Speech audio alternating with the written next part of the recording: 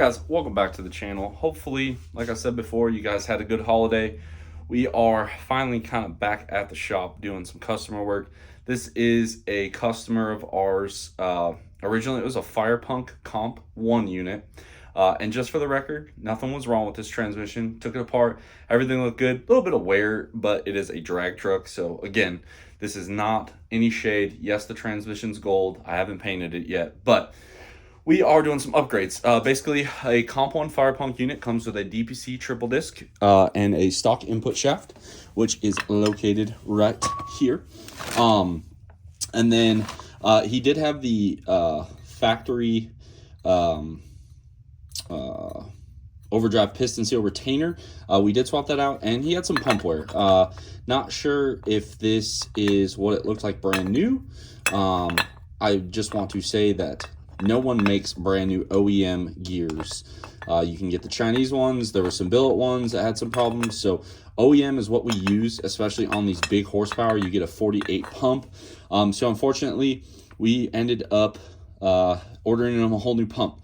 I might be able to save his housing, not sure yet, but I put a new or brand used OEM pump in here, replaced that. And then because he went with the Sonics 35 spline, we're ditching the factory third gear apply piston, which is this part, and I'll take you guys through it. So starting off, Sonics 35 spline.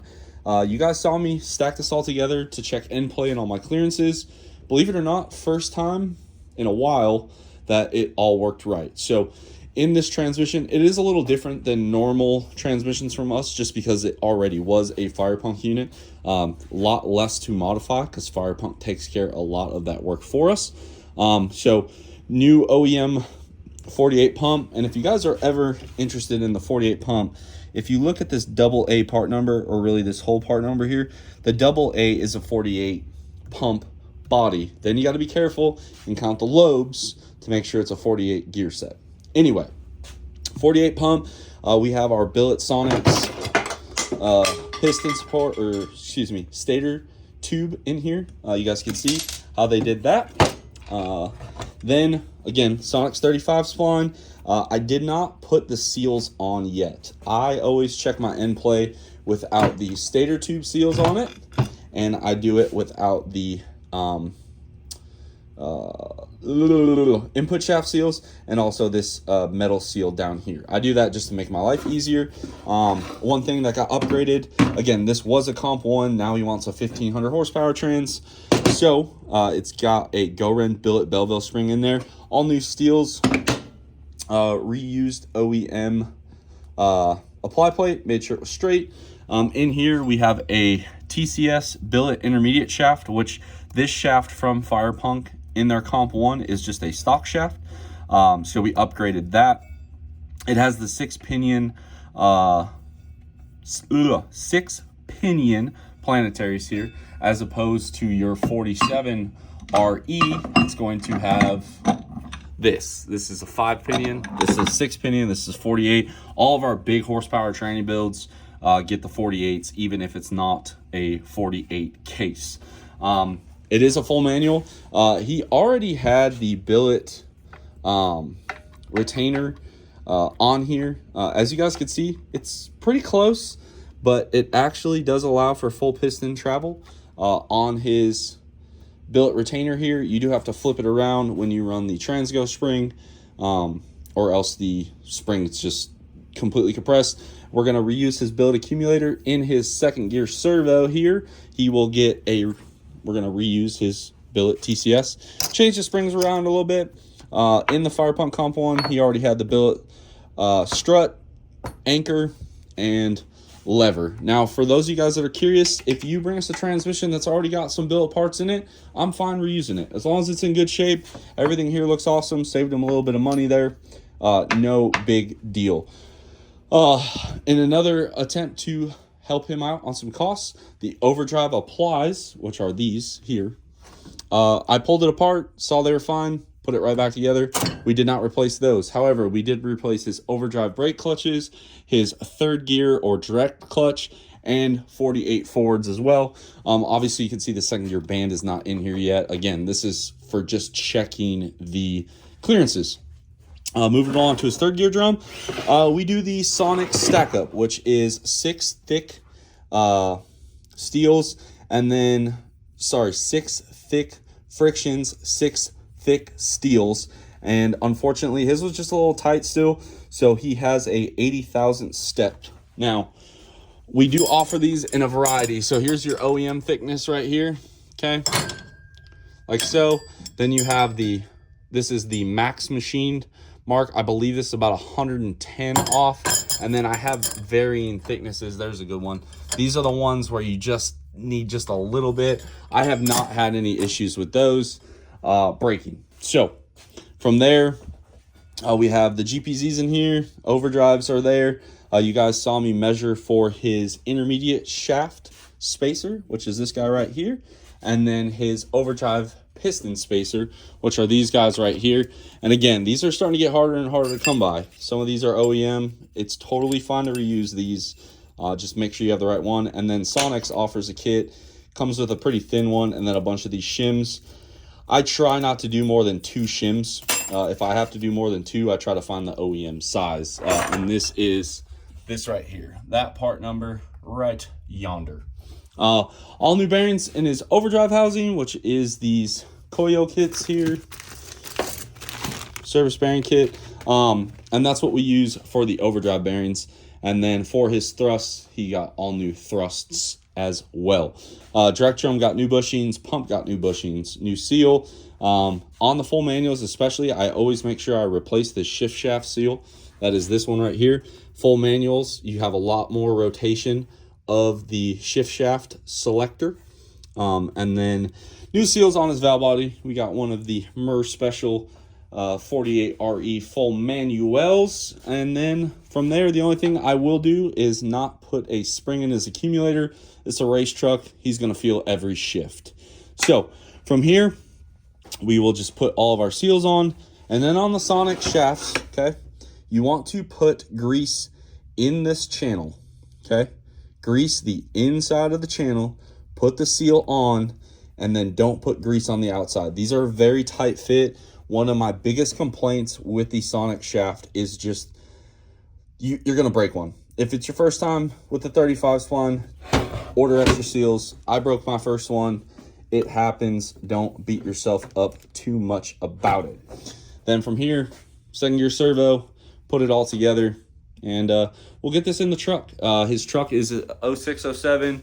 I think it's still a 5.9 big single truck. He's gone 10, I think mid 10s, I believe, on that current setup, and he just wanted to step it up. The intermediate shaft, again, one of those shafts that once you start doing the four-wheel drive launches and you start to upset the chassis, dirt drag, sled pull usually will wipe those out pretty easy. Or if you start doing a lot of like hopping burnouts, that intermediate shaft becomes an issue. And then the only thing that he did not upgrade yet is he has a standard spline billet output. So it looks very much like this one. Okay, this is your standard output billet, and then you have your fatty. If you guys look up there, might be hard to see, but there is a fat one. Actually, that is not a fat one. Yeah, it is. Maybe not. Not sure. But either way, that one, just being cost conscious for this guy. Realistically, the stock spline billet output shafts, if you keep these trucks on the pavement, I don't see a lot of failures. When you start sled pulling really, really hard on them, that's where this fat out really starts to matter, in my opinion. So for what this guy's doing, this is going to take him well into his next goal for horsepower. I'm going to go ahead and get this thing stacked up now, get you guys set up on a little bit of a time lapse for you, and we'll get this servo put in as well.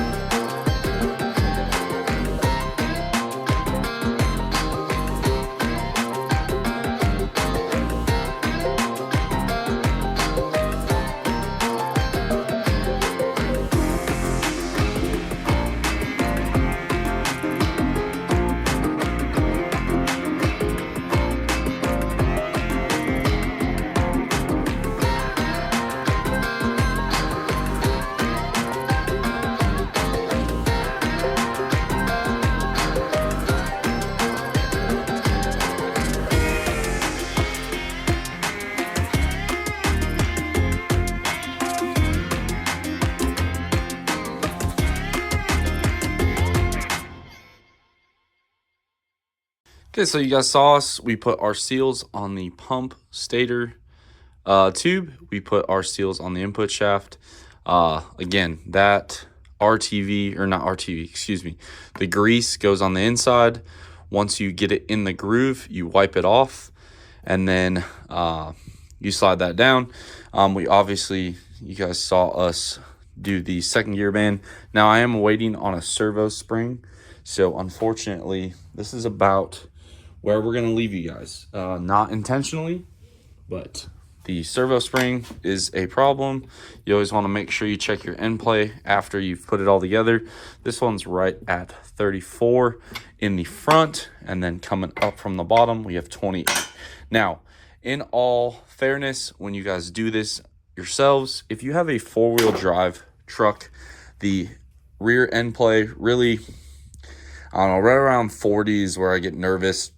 The front matters most because the T-case has to slam into it. Now, again, you always want a little bit less in the rear than in the front, but there have been cases where I've sent them out the door where that's not the case in a four-wheel drive application. Two-wheel drive application where the slip yoke of the drive shaft can essentially bottom out and it will crash this assembly.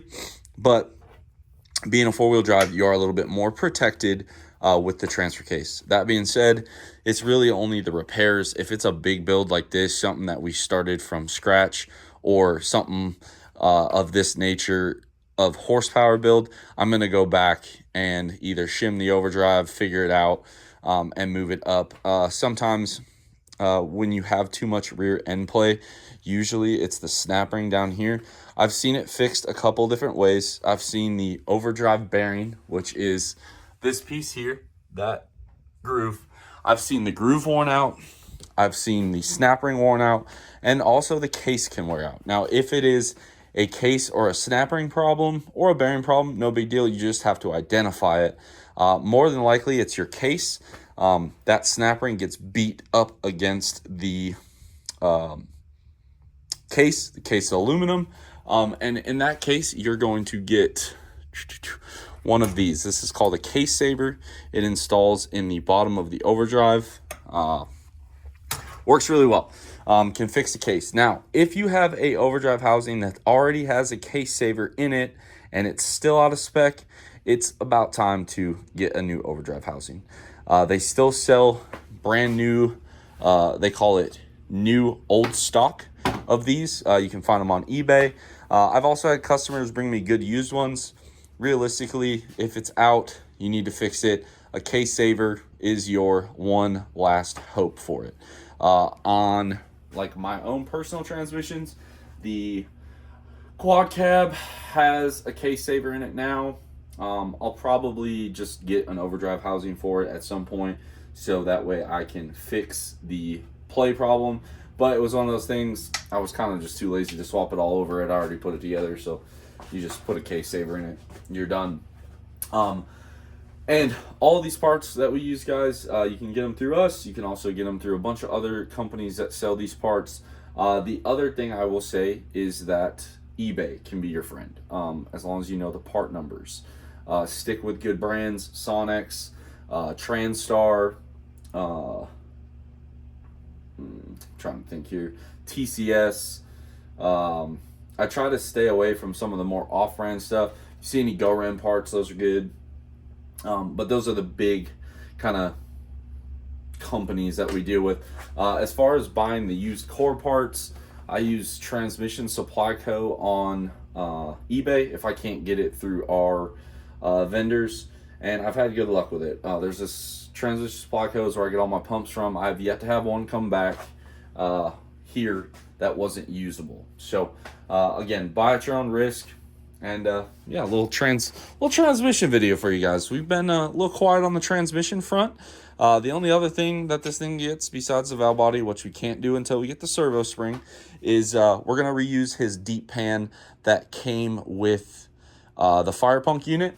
The only change that we're making is we're going to put a filter extension in. I know that fire pump doesn't like to use them, and that is totally fine. I personally do, so we put those in all of our builds. If you get a deep pan, you get the pan extension, and really it just comes down to personal preference. I know that some builders have had them come loose. And I get it. If that thing comes loose and it sucks air, this transmission's toast. What I do is I make sure the valve body's flat sanded. I make sure that the block is flat. And now PPE also adds an O-ring, which helps as well. And then I will run those valve body bolts out. I actually Loctite the valve body bolts that hold the filter extension block back in. Because realistically, once it's on there, it never really comes off. Even on the test stand, you don't need to take it off. So once it's on there, it's kind of done. I use blue Loctite, so if for whatever case somebody does need to take it off, you can. And I've had to take them off that I've put them on personally. Use a ratchet with the Torx bit, and they come right out. If you try to impact them out, do it at your own risk. But yeah, this is basically taking a comp 1 and making it, I would say this is like a, in Firepunk's terminology, probably like a comp 2.5. For us, this is basically just like a really bougie stage 3. For us, stage 1, build input, triple disc converter. Stage 2, input, output, triple disc. Stage 3, all 3 shafts are billet. And then from there, it's just kind of whatever the customer wants past that. I do TCSs, we do Sonics. I've done some OP shafts, like it just, whatever you want. At the end of the day, no one warranties a broken input shaft anyway, so whatever the customer wants to pay for is what we put in there. And this, again, will get painted. We will finish it up. I might even touch on this later, but hey guys, I figured you might want to see this truck before we ended the video. So again, this is either 06, 07 truck. It is a local-ish person. I think they're just on the other side of the Tennessee state line. And it is a truck that I kind of wish I had, being that it is more of a base model. This is the truck that you want to cut up and try to go fast with. Power or manual windows, probably saved a little weight there. He's already got the NRG steering wheel, got some gauges. It used to be an anteater truck. Now it will be a full manual valve body. We have a Firepunk shifter bracket and a Firepunk switch shifter to go with it. And all in all, pretty simple stuff. Sometimes you just got to keep it simple. I love the vinyl floors. Probably makes cleanup a breeze. And then you guys can see here, we got his shifter bracket here from Firepunk and their switched shifter as well. Oh, and look at that. That was the piece I was looking for. Luckily, I had an extra one. But to run that Sonics piston, you need the lugs missing off of the 2 spots where it keeps the piston from being able to spin. So we'll put that back on the shelf for my own personal stash here, and then we'll give you a little look-see under the hood of this unit here. We have, like I said, single, 2nd gen swap. I want to say it's a 475, but it's definitely a T4 turbocharger. He has the ability to run a gate. So again, I think I had talked to this gentleman. We might be upgrading the turbo later down the road, but I think he wants to just get a feel for it. I do know that we increased the stall speed on the converter to help him spool a single turbo. A little bit of nitrous on there as well. Got the monster ram, grid heater, delete, coolant bypass. It looks like some fleece manifold studs. This has ARP 2000s, living life on the edge. I love it. And all in all, guys, before you come at this gentleman for this truck, you know, it's very easy to lose sight of people learning. And that's one thing I've learned over the past 8 years is I look at some of my older truck builds and even stuff I've modified on our quad cab. I look back at it and I'm like, wow, I could have done that a lot better. So again, don't come at this guy in the comments for his wiring or the base model truck. Like, he's out there doing it and I'm here for it. For those of you guys that are into transmissions, this one was for you. Just a quick assembly video on a Friday night. Give this one a big thumbs up. Drop your comments down below. Subscribe if you are not already. And as always, guys, I'll catch y'all on the next one.